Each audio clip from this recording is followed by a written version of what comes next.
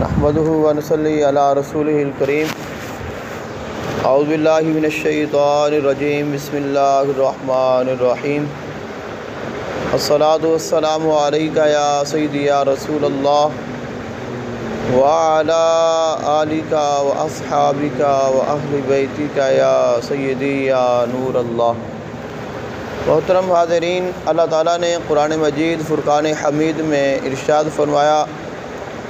الیوم اکملت لکم دینکم واتممت علیکم نعمتی ورضیت لکم الاسلام دینا۔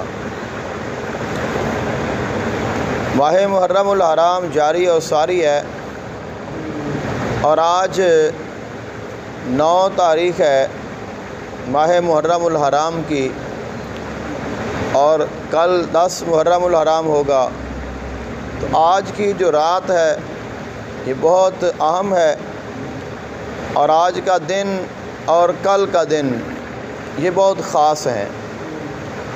اللہ تعالیٰ کی عبادت کرنے کے لیے، اللہ تعالیٰ کا ذکر کرنے کے لیے، اللہ تعالیٰ کی بارگاہ میں دعا کرنے کے لیے، اللہ تعالیٰ سے اپنی حاجت بیان کرنے اور پوری کروانے کے لیے، کسی بھی مصیبت اور پریشانی سے نجات پانے کے لیے، غم سے نجات پانے کے لیے، اور یہ عبادت کی رات ہے۔ اس میں کسی بھی قسم کے جو اوراد ہیں وہ رضا الہی کے لیے کیے جا سکتے ہیں، اعمال کی زکوٰۃ ادا کی جا سکتی ہے، کسی دعا کی، کسی صورت کی، اس میں کسی آیت کی خصوصی طور پہ زکوٰۃ ادا کی جا سکتی ہے۔ حضور اقدس عالم صلی اللہ علیہ وآلہ وسلم آپ علیہ السلام نے 10 محرم الحرام کا خود بھی روزہ رکھا ہے، اور صحابہ کرام علیہم الرضوان کو بھی روزہ رکھنے کا حکم عطا فرمایا ہے۔ ماہ رمضان المبارک کے روزے فرض ہونے سے پہلے ماہ محرم الحرام میں ہی روزہ رکھنا فرض تھا۔ تو جب ماہ محرم الحرام کے روزے فرض ہوئے تو یہ فرض منسوخ ہو گیا، لیکن اس کے بعد بھی نفلی روزے اس عشرے میں رکھے گئے ہیں، بلکہ آقا علیہ السلام نے فرمایا، ماہ رمضان المبارک کے علاوہ سب سے افضل جو نفلی روزے ہیں وہ ماہ محرم الحرام کے پہلے عشرہ کے ہیں۔ آقا علیہ السلام نے ماہ محرم الحرام کے پہلے عشرے میں روزے رکھے، اور خصوصاً 10 محرم الحرام کا روزہ رکھا۔ آقا علیہ السلام کو بتایا گیا کہ حضور جو یہودی ہیں وہ بھی 10 محرم الحرام کا روزہ رکھتے ہیں۔ تو آپ علیہ السلام نے ارشاد فرمایا، اگر اللہ تعالیٰ نے مجھے زندگی عطا کی اور اگلے سال میں ہوا تو میں 9 محرم کا روزہ بھی رکھوں گا، لیکن اس سے پہلے ہی آقا علیہ السلام کا وصال ہو گیا۔ تو اگر کوئی شخص روزہ رکھنا چاہتا ہے تو 3 طریقے ہیں روزہ رکھنے کے۔ سب سے پہلا طریقہ تو یہ ہے کہ 9 محرم کا روزہ بھی رکھا جائے، 10 محرم کا روزہ بھی رکھا جائے، اور 11 محرم کا روزہ بھی رکھا جائے۔ دوسرا طریقہ یہ ہے کہ 10 محرم الحرام کا روزہ رکھا جائے اور ساتھ 11 محرم الحرام کا روزہ رکھا جائے، اور اس سے بہتر ہے کہ 9 محرم اور 10 محرم کا روزہ رکھا جائے۔ اور اگر کوئی شخص 3 روزے نہیں رکھ سکتا، 2 بھی نہیں رکھ سکتا، تو پھر وہ اگر ایک ہی روزہ رکھ لے تو یہ بھی اس کے لیے بہتر ہوگا۔ اور اگر اللہ نے کسی کو ہمت اور توفیق عطا کی ہے تو وہ اس کے ساتھ 9 کا یا 11 کا یا 9 اور 11 دونوں کا روزہ رکھ لے، تاکہ یہودیوں کے ساتھ مشابہت بھی نہ ہو، آقا علیہ السلام کی اتباع بھی ہو جائے، اور ہمیں کامل فضیلت بھی نصیب ہو جائے۔ امام علی مقام سیدنا امام حسین علیہ السلام پر 9 محرم الحرام کو ابن زیاد کی فوج کی طرف سے، یزیدیوں کی طرف سے بہت سختی ہوئی ہے، اور وہ چاہتے تھے کہ ہم آج ہی جو معاملہ ہے اس کو نمٹا دیں۔ تو امام حسین علیہ السلام نے فرمایا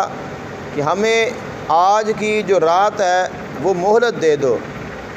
اور فرمایا کہ ہمارا جو آج کی رات مہلت مانگنے کا مقصد ہے وہ صرف اور صرف یہ ہے کہ میں اللہ تعالیٰ کی عبادت کر سکوں۔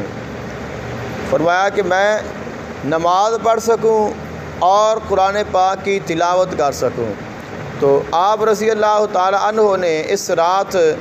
نوافل ادا فرمائے ہیں، اور ساری رات آپ نے اللہ تعالیٰ کی عبادت میں گزاری ہے۔ تو ہم بھی چونکہ امام حسین علیہ السلام کی محبت کرنے والے ہیں، تو ہمارا بھی حق ہے کہ شب عاشوراء یعنی 10ویں جو محرم الحرام کی رات ہے، اس میں ہم شب بیداری کریں، اور اس میں ہم نوافل ادا کریں، اس میں ہم قرآن پاک کی تلاوت کریں، اس میں ہم درود پاک پڑھیں، اس میں ہم حضور آقا دو عالم صلی اللہ علیہ وآلہ وسلم کی آل پر سلام بھیجیں، دعا کریں، اور ان کے جو قاتلین ہیں ان کے اوپر لعنت کریں۔ اور اس کے ساتھ کچھ نوافل بھی بیان کیے گئے ہیں جن کی بڑی فضیلت ہے، تو اگر کوئی نوافل ادا کرنا چاہے تو عام طریقے سے بھی اور خاص طریقے سے بھی ادا کیے جا سکتے ہیں۔ لیکن فرمایا گیا حضرت امام جعفر صادق رضی اللہ تعالی عنہ، آپ کا فرمان ہے جو شخص شب عاشوراء کو اللہ تعالیٰ کی عبادت کرتا ہے، جاگتا ہے، اللہ تعالیٰ کے ذکر میں، یاد حسین میں، محبت حسین میں اور غم حسین میں اپنی رات گزارتا ہے، اللہ تعالیٰ 70 سال تک کے اس کی خطاؤں کو معاف فرما دیتا ہے، اور اللہ تعالیٰ 70 سال تک اسے اس رات کے فضائل، کمالات اور برکات عطا کرے گا۔ اس لیے جتنا بھی ہو سکے ہمیں اس رات اور ان ایام کو اللہ تعالیٰ کی عبادت میں گزارنا چاہیے۔ زیادہ سے زیادہ امام حسین علیہ السلام کا ذکر، آپ کی شان، آپ کی عظمت، اہل بیت کرام علیہ السلام کی عظمت و شان، حضور آقا دو عالم صلی اللہ علیہ وآلہ وسلم کا ذکر خیر کرنا چاہیے، تاکہ ہمیں زیادہ سے زیادہ اللہ تعالیٰ کی رحمتیں نصیب ہوں۔ سید نے کربلا میں وعدے نبھا دیے ہیں، دین محمدی کے